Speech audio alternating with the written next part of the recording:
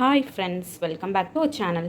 இன்றைக்கி நம்ம பார்க்க போகிறது இந்த வெயிலுக்கு ஏற்ற மாதிரி ஒரு ரெஃப்ரெஷிங்கான வாட்டர் மெலன் ஜூஸ் தான் பார்க்க போகிறோம். வாங்க இப்போ எப்படி பண்ணலான்னு பார்க்கலாம். வாட்டர் மெலன் ஜூஸுக்கு தேவையான பொருட்களை பார்ப்போம்.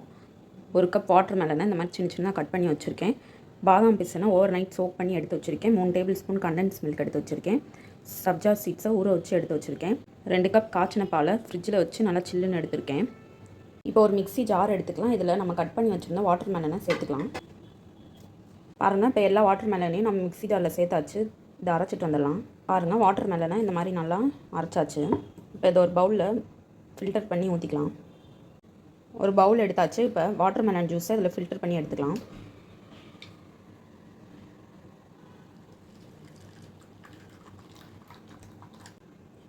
நல்லா ஃபில்டர் பண்ணிக்கோங்க.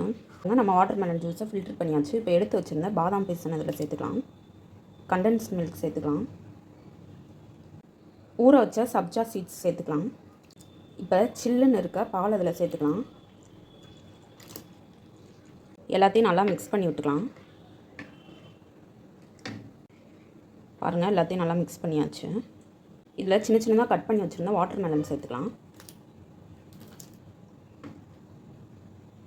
ஐஸ் க்யூப்ஸ் சேர்த்துக்கலாம். இப்போ நல்லா கலக்கிக்கலாம். அவ்வளோதான் ஃப்ரெண்ட்ஸ், நம்மளோட வாட்டர் மெலன் ஜூஸ் சூப்பராக ரெடி ஆயிடுச்சு. இதை ஒரு கிளாஸில் ஊற்றிக்கலாம். பாருங்கள் ஃப்ரெண்ட்ஸ், நம்மளோட வாட்டர் மெலன் ஜூஸ் சூப்பராக ரெடி ஆயிடுச்சு.